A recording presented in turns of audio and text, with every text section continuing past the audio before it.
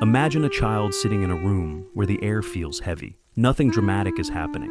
No shouting, no chaos, just a subtle tension that hangs in the silence. The child senses it before they understand it. They notice the shift in a parent's voice, the way footsteps become sharper, the way conversations suddenly stop when they enter the room. So the child begins to experiment. They talk less. They laugh more quietly. They keep their thoughts to themselves. And slowly, something remarkable happens.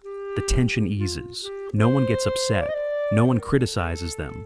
No one tells them they're too much. So the child learns a powerful lesson. Silence keeps the peace.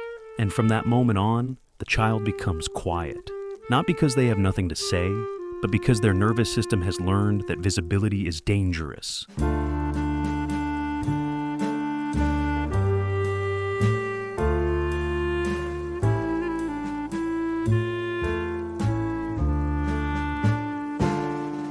This is the paradox many people carry into adulthood. The very strategy that protected you as a child is the same strategy quietly suffocating your authentic self today. You became the listener, the observer, the calm presence in every room. But deep inside, something else formed, a constant scanning of the environment, a subtle anxiety around speaking up, a quiet fear that if you reveal too much of yourself, something will go wrong. And so you remain careful, measured, contained. But here's the truth most people never realize. The quiet child was never actually quiet. They were simply learning how to survive emotionally unpredictable environments, and that survival strategy has consequences, deep psychological consequences.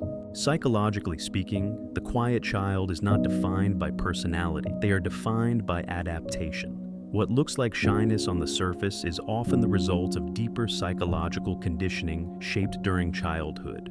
Three powerful mechanisms often shape this pattern. The first is emotional neglect. Emotional neglect is subtle and often invisible. Unlike overt abuse, it does not always involve shouting, punishment, or obvious cruelty. Instead, it teaches a child something far more confusing.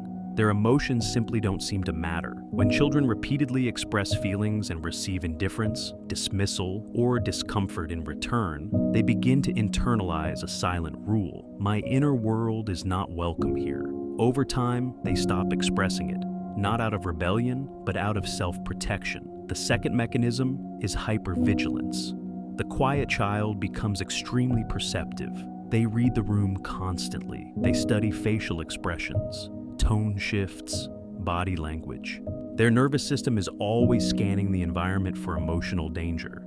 This heightened awareness is linked to the brain's threat detection system, particularly the amygdala, which becomes highly sensitive in emotionally unpredictable environments. The child learns to read the room before speaking. They become an expert in emotional atmospheres. But the cost of hypervigilance is heavy, because when your mind is always scanning for danger, you rarely feel safe enough to fully express yourself. The third pattern is avoidant attachment. Attachment theory explains that children develop relational blueprints based on how caregivers respond to emotional needs. When those needs are ignored or discouraged, the child adapts by becoming emotionally self-contained. They stop reaching outward. They stop expressing vulnerability. Eventually, they begin to believe something that feels like strength but is actually protection. I shouldn't need anyone. But this independence is not true emotional freedom. It is learned emotional isolation. Carl Jung once wrote, "The greatest burden a child must bear is the unlived life of the parent." For the quiet child, this burden often appears as emotional responsibility. They become the stabilizer of the household, the peacekeeper, the child who never causes trouble. And because of this, they often receive praise. "You're so mature. You're so easy. You never cause problems." But beneath this praise lies a quiet tragedy. The quiet child often sacrifices authenticity in exchange for emotional safety. They learn to edit their reactions, to shrink their emotions, to filter their personality again and again, until silence becomes automatic. This creates something psychologists sometimes call invisible grief, the grief of not being fully seen, the grief of realizing that survival required hiding parts of yourself. And that grief often follows people into adulthood. As the quiet child grows up, these survival patterns begin shaping adult life in subtle ways. They become adults who struggle to speak up in relationships, You might find yourself constantly accommodating others, avoiding conflict even when something hurts you. Not because you lack opinions, but because your nervous system still associates expression with danger. You might also overanalyze conversations, replaying moments in your mind, wondering if you said something wrong, looking for signs of rejection. Many quiet children grow into adults who appear calm on the outside, but feel deeply anxious internally. Years of emotional suppression can make it difficult to identify feelings clearly. Psychologists sometimes call this emotional disconnection.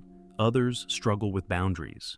Because boundaries require something the quiet child was rarely allowed to practice: taking up space. Some grow into adults who feel invisible even within relationships, because intimacy requires vulnerability, and vulnerability still feels unfamiliar. Others experience confusion around identity. You may find yourself asking questions like, who am I when I'm not adapting to others? Do people actually know the real me? But here is the most important truth. None of these patterns are personality flaws. They are coping mechanisms. Your mind built them to survive environments where emotional expression felt unsafe. And the first step toward healing is awareness. Not criticism, not self-blame, just awareness. Healing for the quiet child does not mean suddenly becoming loud or extroverted. That is not the goal. The goal is something deeper: to reclaim the parts of yourself that silence once protected. One powerful path is inner child reparenting. This means learning to give yourself the emotional validation that may have been missing earlier in life, listening to your feelings, allowing yourself to express needs, treating your inner world with care. Another path is shadow work, a concept introduced by Carl Jung. Shadow work means exploring the parts of yourself that were pushed aside, the anger you were not allowed to express, the desires you learned to hide, the voice you were told to silence. These parts are not weaknesses. They are fragments of your authentic self waiting to be integrated. Practices that regulate the nervous system can also help. Breathing exercises, mindfulness, grounding techniques. These teach the body that expression is no longer dangerous, because silence was not only psychological, it was neurological. Your body learned stillness as protection. Now it must learn something new. That expression can be safe, that your voice matters. The poet Rainer Maria Rilke once wrote, "The purpose of life is to become who you truly are." For the quiet child, that journey means slowly unfolding into the person you were always meant to be. Not by rejecting your quiet nature, but by allowing your authentic voice to exist alongside it. Because healing does not mean becoming someone else. It simply means allowing yourself to be fully known. And if this reflection resonated with you, share it with someone who might also have grown up learning to stay quiet. Because sometimes the most powerful thing we can do for one another is remind each other that our voices matter. The goal is not to be fixed. The goal is to become whole.